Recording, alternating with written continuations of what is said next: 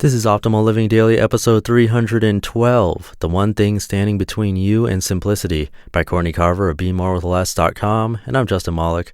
Welcome back to another edition of OLD, or OLD, that is Optimal Living Daily, the podcast where I simply read to you from the best blogs and books I can find, covering topics like personal development, minimalism, and more. And I'm lucky that FreshBooks has sponsored this episode. If you're a small business owner or freelancer and you're not using FreshBooks, it is time to try out their invoicing and time tracking and expense tracking, all that stuff. FreshBooks makes it super easy and they've just revamped their site. Come try them out for free for a month, no credit card necessary. Just come by freshbooks.com/living and let them know that I sent you. But for now, let's get right to this post and start optimizing your life. The One Thing Standing Between You and Simplicity, by Courtney Carver of BeMoreWithLess.com. If you crave a simpler life, you can probably list several reasons why you aren't where you want to be. The more you think about those reasons, the less you think about simplicity. It's time to think less about why not and more about how to and why you want a simpler life. The biggest obstacles. Debt. This is the number one reason that people get stuck in jobs they don't like and situations they would rather avoid. I know this because I spent my 20s getting into debt and my 30s getting out of it. Debt sucks. Lean on experts like Dave Ramsey to see the light at the end of the debt tunnel. Getting out of debt was one of the hardest, most rewarding things I've ever done, but being in debt does not stand in the way of simplicity. Disability or illness. Not feeling well makes everything more challenging. It can be easy to focus on your limitations instead of your opportunities. We've all suffered from a flu or a cold and can recognize how that will slow you down. Some have even more long-term disability. The hardest thing to do is ask for help. Sometimes your greatest strength is admitting weakness, and I encourage you to let other people help you. I've worked through 2 to 3 months of vertigo and fatigue with MS relapses and a full year of harsh drug side effects. Not feeling well may slow you down, but it does not stand in the way of simplicity. Pressure from family or society.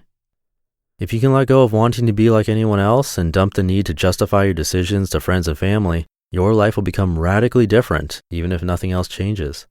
We all want to be loved, but our differences make us even more lovable. It's nice to make everyone around you happy all the time, but this is your life. Not everyone will respect your decision to stop watching TV or live a debt-free lifestyle, but that pressure from family and society does not stand in the way of simplicity. Teens and other children. For a long time and still today, I think my teenager gets in the way of simplicity. In reality, it's my desire to avoid any major changes in her life. The more I changed, the more I realized how strong she is and how my changes were to her advantage. She doesn't agree with everything I do, but I've yet to meet a teen that thinks her mom is perfect. Teens and children bring different challenges to the table, but they do not stand in the way of simplicity. Procrastination. Before you start a big project, face change head on, or start to work towards a meaningful goal, the easiest and most common first step is to make a sandwich and put step 2 off until tomorrow. There are so many things that can come before the most important thing you need to accomplish. Read The Little Guide to Unprocrastination and know that procrastination does not stand in the way of simplicity. Time. I'm busy, you're busy, the world is busy. How will we find the time to declutter and simplify? You will find the time by making it the most important thing you have to do. Remember when you couldn't find time to exercise, but when you realized that your health depended on it, you found the time. Your health depends on simplifying your life, but figuring out how to find the time to do it does not stand in the way of simplicity. Mental clarity. The ability to focus in on your goal to live a simpler life is next to impossible if you have too much going on. A cluttered mind can be hard to clear, but with practice, it can be done. When you focus on the why instead of the how, when, where, what, you can calm your mind. When you know why you are doing something and recognize the benefits, things become more clear. Lack of focus and mental clarity will make your journey less linear, but it will not stand in the way of simplicity.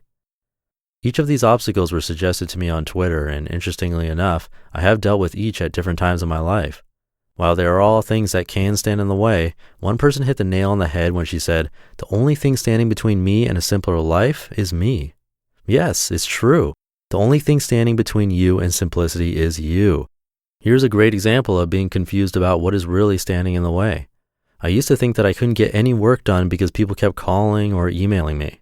The actual reason that I couldn't get any work done is that I made answering email and phone calls more important than doing good work. I was in my own way.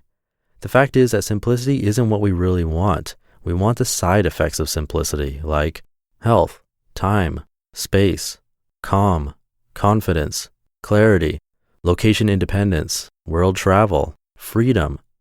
What's interesting is that the things that we think that simplicity will give us are some of the same things we think are in the way. Answer the question, why do I want a simpler life, and write down the answers. Now narrow it down to the top 3 most important reasons. Those are your whys. Whenever you start thinking things are hard or that you don't have the time or clarity, go back to the whys. They will fuel you. They will inspire you. They will change you. Open the door and get out of the way. Life did not get complicated overnight, and it won't become simple overnight. But by simplifying something every day as you work towards a simpler life, you will build momentum. You will find more time and space and health and all of the tools you need to pay down your debt, eat cleaner food, spend time with your family, create your dream job, live where you want to live, or whatever that why is for you. The only thing standing between you and simplicity is you. You just listened to the post titled The One Thing Standing Between You and Simplicity by Courtney Carver of BeMoreWithLess.com. And by the way, Courtney Carver is part of this year-long course that I've mentioned a couple of times that includes 9 other amazing minimalist bloggers that have come together. It's going to be awesome, and you can check it out at oldpodcast.com/learn. Once again, I'm really grateful that FreshBooks has sponsored this episode. FreshBooks is a cloud accounting solution for small business owners. Cloud accounting includes invoicing, time tracking, expense tracking, and more. And as you might know, I've been tracking all of my expenses down to the penny, all myself with a spreadsheet, but after seeing how you can use the FreshBooks app to do it, and even organize your receipts with pictures, I'm really sad that I didn't use them before. Excel has worked, but FreshBooks makes it so easy to enter in an expense, the date, the category, just what you need, and the app connects to your account on the web so you can track expenses anywhere, anytime, and view reports. Come check it out. You can try all of their features for free for a month, no credit card required. Just come by freshbooks.com/living.